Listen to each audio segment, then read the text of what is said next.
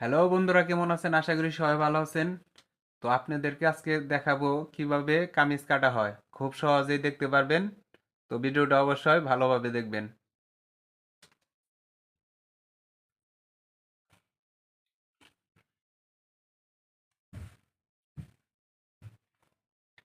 এখানে হলো আপনার কামিজের এক পার্ট,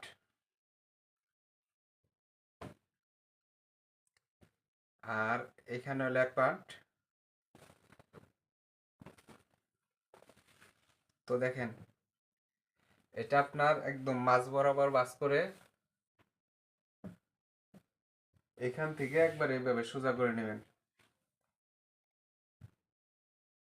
খোলা সাইডটা এই সাইডে রাখবেন। তো দেখেন, এই যে এটা হলো একবারে মাঝ বরাবর ভাঁজ করা হয়েছে। তারপর আপনার একদম এই যে দুই পার্ট এর উপর থেকে সমানভাবে দেখুন বন্ধুরা, এই সাইডে সমান রাখবেন একদম।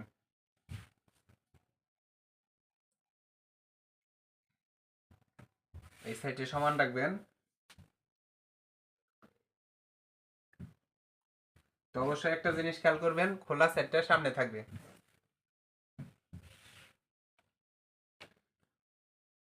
খোলা সাইড সামনে রেখে একদম এই যে এই সাইডে সমান রাখবেন।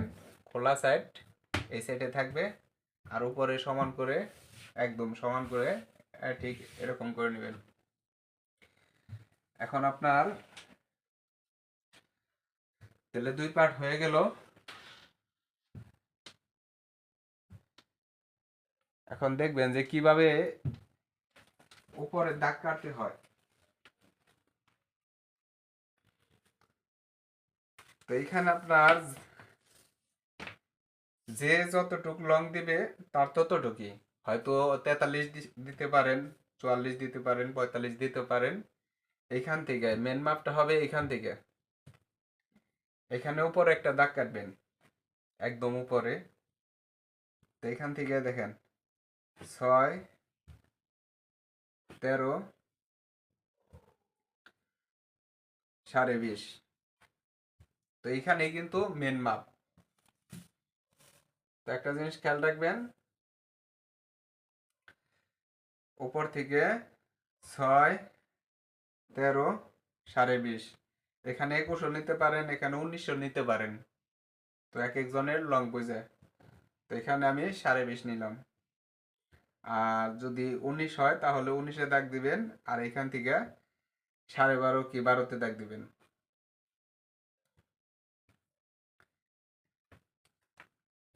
এখন আপনার এই যে এখানে যে 19-এ দাগ দিলাম,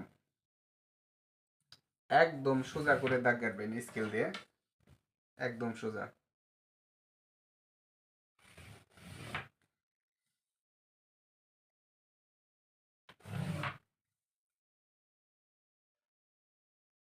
ঠিক এভাবে সোজা করে দাগ কাটবেন। তো আবারও বুঝিয়ে দিতেছি, উপর থেকে 6, 12.5, 19। এখন দেখেন, এটার বডি হলো 40, 40-এ 4 ভাগ করলে হবে 10। এখানে 10-এ দাগ কাটলাম। তারপর কোমরে হবে 35। তো এইখানে 35-এ 4 ভাগ করতে হবে, তাহলে 9.5 ইঞ্চি। তো এখানে 9.5 ইঞ্চিতে দাগ কাটলাম। আর হিপে, এই হিপে হবে 40। তো 40-এর 4 ভাগ করলে পরে 10। তো এখানে 10 নিলাম। তারপরে যেখানে যে মাপটা, ফুটের যে মাপ, এখানে 2.5 ইঞ্চি নেবেন। আর এইখান থেকে 6.5।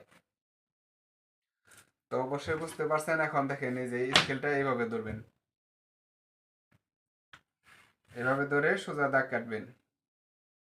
এইখানেও সোজা দাগ কাটবেন। দেখেন, এই যে আমি স্কেলটা ঘুরাইলাম, এখান থেকে আপনার এই 40 থেকে এখানে 35-এ যে দাগ কাটা হয়েছে, এখান থেকে এইভাবে দিবেন। আর দেখেন স্কেলটা এইভাবে থাকবে, এখান থেকে এইভাবে, এখানে 40। তো এখন নিচেরটা দেখাই, এই নিচে কিভাবে হবে। দেখেন এই যে উপরে থেকে এটার লং 43 ইঞ্চি। তো এই যে এখানে আসে 43, এখানে আপনার 43 ইঞ্চি আছে, এটা আপনারা 44 দিলেও দিতে পারেন, 45 হতেও পারে, এর চেয়ে বেশিও হতে পারে। তো এখানে আপনার 43 ইঞ্চি, এই দেখেন 43 ইঞ্চি নিয়ে একদম সোজা দাগ কাটলাম। আর শিলির জন্য 1.5 ইঞ্চি, শিলির জন্য 1.5 ইঞ্চি। এখানে আপনার ঘের, এখানে ঘের হবে 23, তো 23-এর অর্ধেক কত? 11.5। এই যে 11.5-তে দাগ কাটলাম। যে দেখেন এইখানে, এইখান থেকে এই যে স্কেলটা ধরবেন, এইখান থেকে এইভাবে, এখান থেকে এইভাবে দাগ কাটবেন। যে দেখেন হয়ে গেল। এখন দাগ কাটা হয়ে গেছে, এখন কিভাবে কাটবো সেটা দেখেন।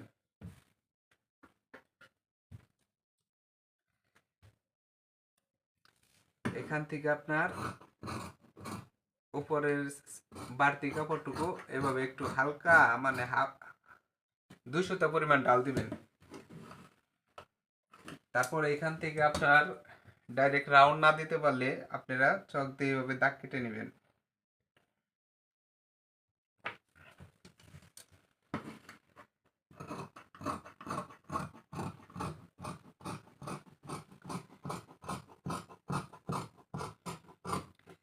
শিলির জন্য 1.5 ইঞ্চি পরিমাণ বাড়তি রাখবেন। এখানে 1.5 ইঞ্চি পরিমাণ বাড়তি রেখে কেটে নেবেন। দেখেন এই দাগের থেকে 1.5 ইঞ্চি পরিমাণ বাড়তি শিলির জন্য।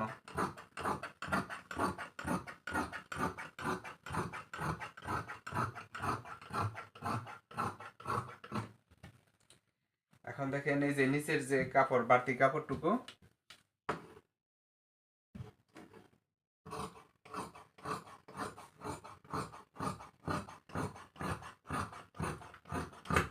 এখানে হালকা একটু রাউন্ড দিয়ে কাটবেন।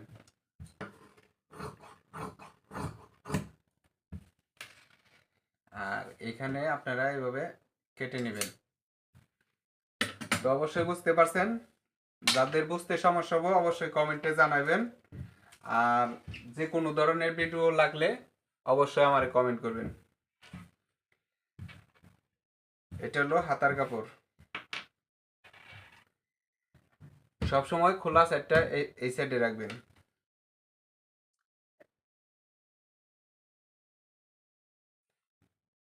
এই দেখেন এটা হলো হাতার কাপড়।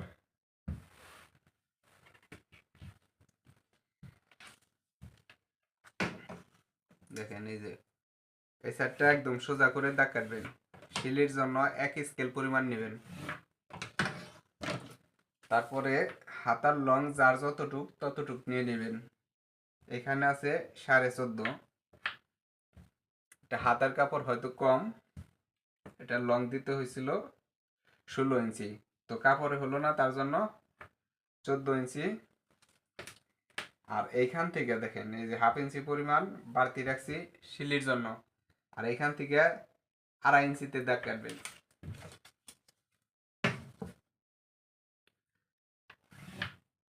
আড়াই ইঞ্চিতে দাগ কাটবেন। আর হাতার মোহরা হলো 11, তো 11-র অর্ধেক 5.5, এই 5.5-এ দাগ কাটলাম। এখন দেখেন এই যে মোড়ার মাপটা, এখানে উপরে যতটুক শিলির জন্য বাদ রাখবেন, আর এই যে এখান থেকে এই যে বডির যে মাপটা আপনারা এই যে এইখান থেকে এইভাবে ডালটা কাটবেন। তারপর স্কেল দিয়ে দেখেন, স্কেল দিয়ে এভাবে বসাইবেন, বসে এই যে এভাবে কাটবেন। তো দেখেন এইখান থেকে এই যে উপরের থেকে এভাবে ডাল করবেন।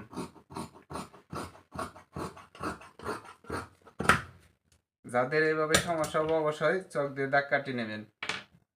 এখানেও সেম 1.5 ইঞ্চি পরিমাণ কাপড় বাড়তি রাখবেন।